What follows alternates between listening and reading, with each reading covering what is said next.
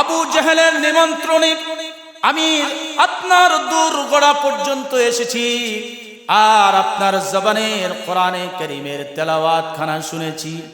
আমি অনুমান করেই ফেলেছি দুনিয়াতে আমি বড় জাদুকর হওয়ার পর জাদুকরি কোনো মন্ত্রের মধ্যে আপনার জবানের এই কোরআনের তেলাওয়াতের কোনো মিল নাই। আপনি যেটা পড়েন এটা আসলে কোনো জাদুকরি মন্ত্রের কোনো বাক্য না। আপনি যেটা তেলাওয়াত করেন এটি হচ্ছে মহাপরাক্রমশালী আল্লাহ সুবহানাহু ওয়া তাআলার নাযিলকৃত কোরআনের তেলাওয়াত। আপনি আমার মন 100% সিউরিটি দেয়, ইয়া নবী আল্লাহ, আবু জেহেল যে মন্ত্র পরীক্ষা করার জন্য আমাকে প্রেরণ করেছে, আমার কাছে বায়না করেছে, আমি আর কখনোই আমি আবু জেহেলের এই মন্ত্রের কোনো কান না দিয়ে আমি এখন পবিত্র হতে চাই। আপনি আমাকে এখনই কোরআনের এই তেলাওয়াতের বরকতে আপনি আমাকে এখনই ঈমানের কালেমা পড়ায় দেন, লা ইলাহা ইল্লাল্লাহু মুহাম্মাদুর রাসূলুল্লাহ সাল্লাল্লাহু আলাইহি ওয়াসাল্লাম। আল্লাহর নবী সাল্লাল্লাহু আলাইহি ওয়াসাল্লাম এইভাবে তাকে ঈমানের কালেমাটা পড়ায় দিলেন। তিনি ঈমান গ্রহণ করলেন, ইসলামের সুশীতল ছায়ার নিচে আশ্রয় গ্রহণ করলেন। আবু জেহেলের কানে খবর পৌঁছে গেল, কি হয়েছে? জাদুকর মুহাম্মদের কালেমা শুনতে যায়া, জাদুকরি মন্ত্র পরীক্ষা করতে যায়, নিজেই কালেমা পড়ে মুসলমান হয়ে গেছে। এজন্য আর একমনি ভাবে মুহাম্মদ আরবির কাছে কখনোই কোনো লোককে প্রেরণ করা যাবে না।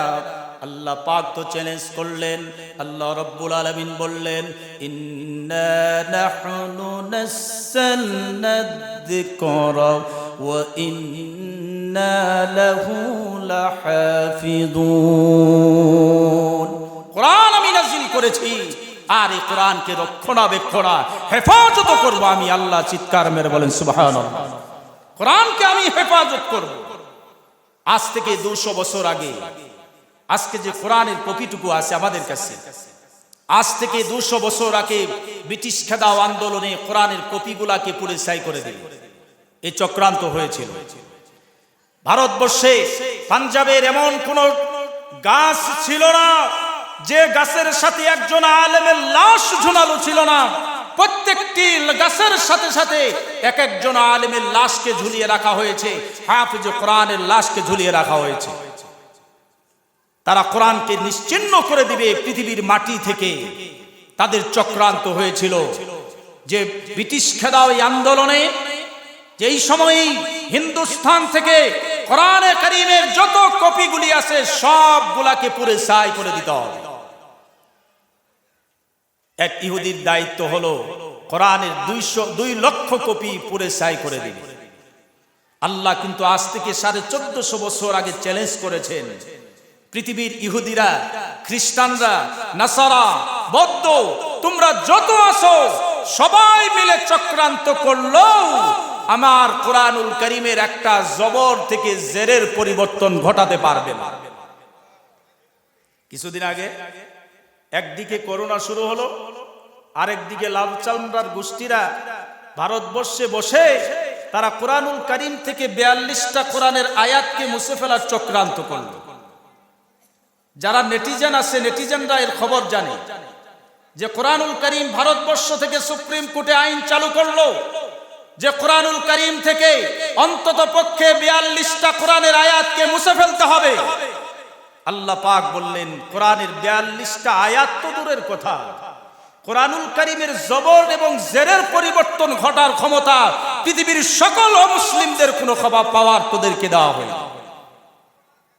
আইন চালু হলো, ভারতবর্ষের মুসলমানগুলি তারা গর্জে উঠল। এক পর্যায়ে দেখা গেল তারা কোরআনুল কারীমের এই বাধ্যত কবিটুকুকে তারা অক্ষত রাখতে বাধ্য হলো।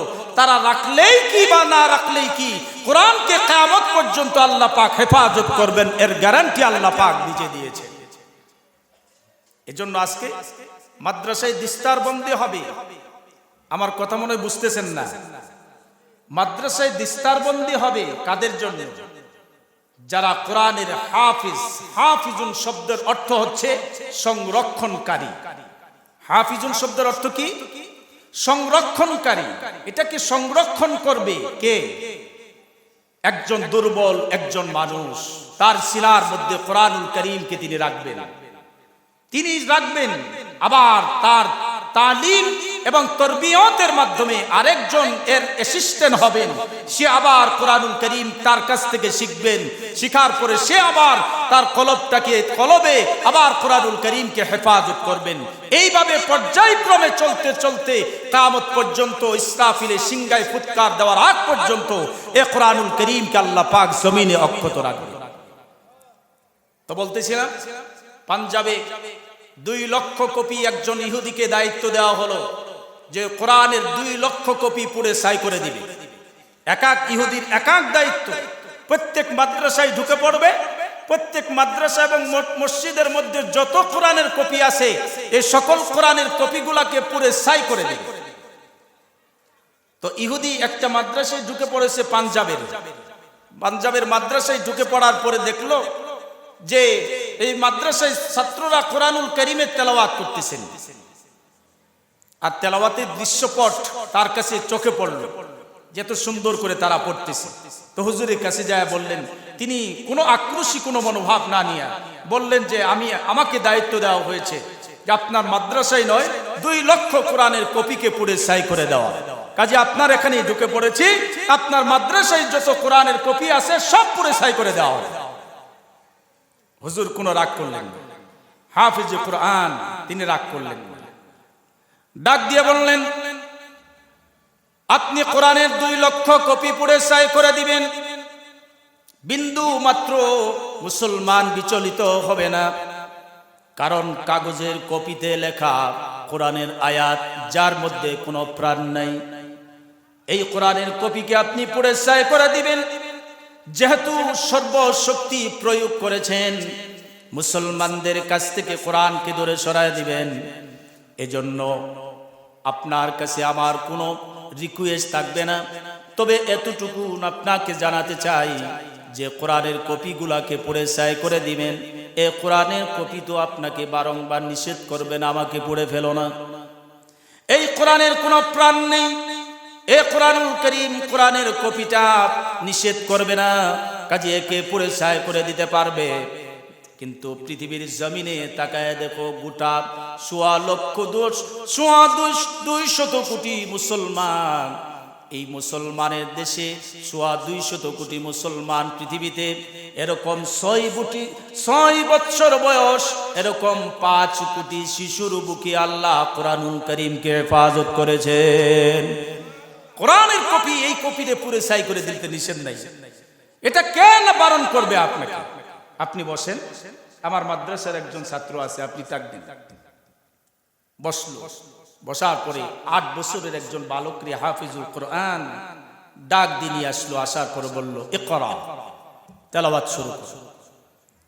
তো ছেলেটা সূরাতুল ফাতিহা থেকে শুরু করে বিসমিল্লাহর বা থেকে শুরু করে তেলাওয়াত শুরু করলো। এক পর্যায়ে তেলাওয়াত চলতে লাগলো, আর ইহুদি পাশে বসে কোরআনুল কারীমের তেলাওয়াত শুনতে লাগলো। ডাক দিয়ে বললেন, শোনেন, পর্যায়ক্রমে সূরাতুল ফাতিহা থেকে শুরু করে কোরআনুল কারীমের 114টি সূরা, বিসমিল্লাহর বা থেকে শুরু করে সূরা নাসের সিন পর্যন্ত তার মুখস্থ করা।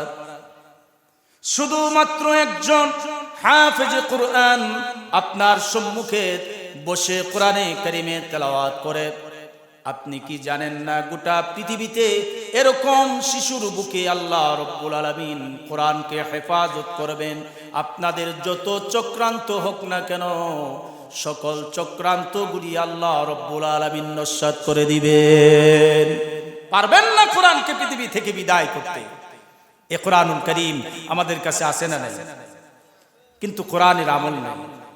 রাসূল যত কষ্ট করে কোরআন আমাদের কাছে দেয়া গেল, এত কষ্ট করে কোরআন আমাদের কাছে দেয়া গেল, গোটা 23 বছর রাসূল কষ্ট করে কোরআন দেয়া গেল। আম্মা জান খাদিজাতুল কুবরা রাদিয়াল্লাহু তাআলা আনহা হুজরার মধ্যে, গারে হীরার মধ্যে প্রতিদিন খাবার পৌঁছায় দেয়। শত কষ্ট করে কোরআন নাজিল হবে এজন্য জি আল্লাহ রাব্বুল আলামিন এই কোরআনুল কারীমকে কিয়ামত পর্যন্ত আল্লাহ হেফাজত করবেন। এজন্য রন্ধ্রে রন্ধ্রে গ্রাম ও গঞ্জে গঞ্জে কোরআনুল কারীম